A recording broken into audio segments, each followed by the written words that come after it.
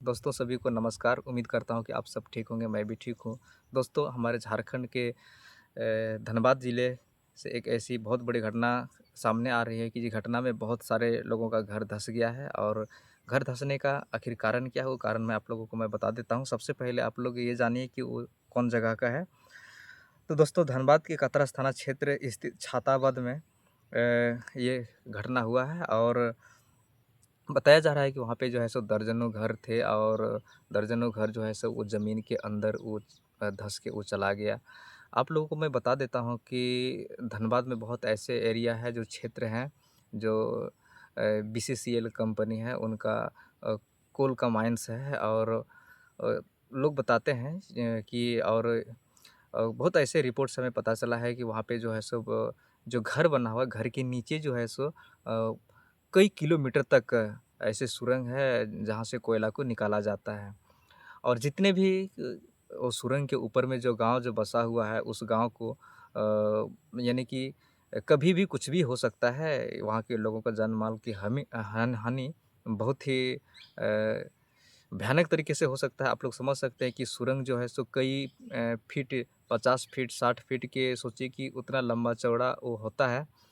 ऊँचाई होता है। आप सोचिए लंबाई तो कई किलोमीटर तक भी होता है लेकिन ऊँचाई जब 50-60 फीट की ऊँचाई है तो आप समझ सकते हैं कि जब आप उस ज़मीन जब धँसेंगे और उस ज़मीन के ऊपर में जो घर है उसका क्या हाल होगा। थोड़ा आप लोग इमेजिन कीजिए, आप लोग सोचिएगा कि अगर इसी तरह से उस गाँव को अगर जो जो भी वहाँ पे लोग बसे हुए हैं उनको कोई सुरक्षित स्थान पर यदि जगह ना दिया जाए तो ये बहुत बड़ा क्षति हो सकता है और ये बहुत बड़े चिंता का विषय है। चूँकि ये एक ऐसी प्राकृतिक घटना हो सकती है कि ह हम लोग जो है सो इसको समय रहते हुए यदि वहाँ से बहुत सारे लोगों को सुरक्षित एक ऐसी जगह में ले जाया जाए जहाँ वो सुरंग ना हो और सुरक्षित जगह यानी कि वहाँ किसी भी तरह का जो भी होगा माइंस वगैरह होगा, वो माइंस क्षेत्र से उन्हें बाहर निकाला जाए।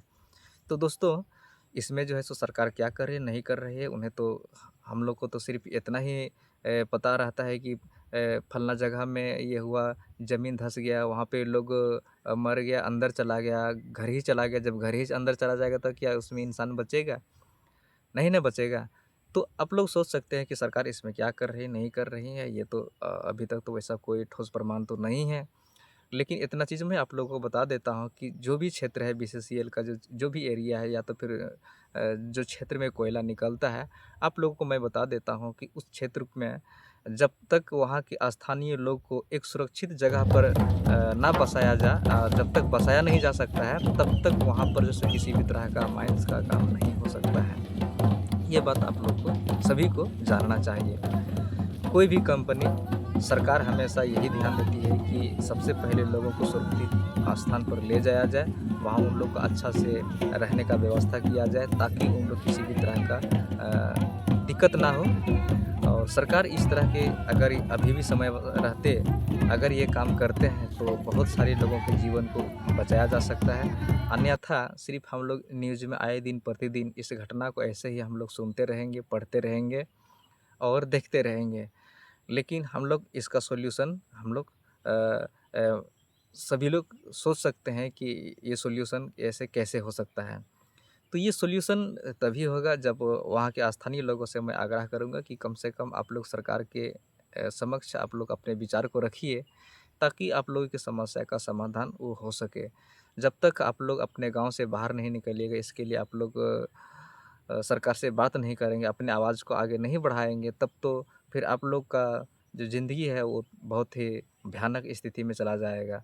तो समय रहते वक़्त वहाँ के जो स्थानीय लोग हैं उन लोग को सोचना चाहिए और सहयोग भी करना चाहिए और सरकार भी इस बात को वो देखना चाहिए कि हमारे जो कोलवारी क्षेत्र है वो कौन-कौन सा एरिया में पड़ता है और उस एरिया के अंदर में जो रह रहे लोगों को उन्हें सुरक्षित दूसरे स्थान पर ले जाया जाए, ताकि उन लोगों की ज़िंदगी को बचाया जा सके। दोस्तों सभी को नमस्कार। आज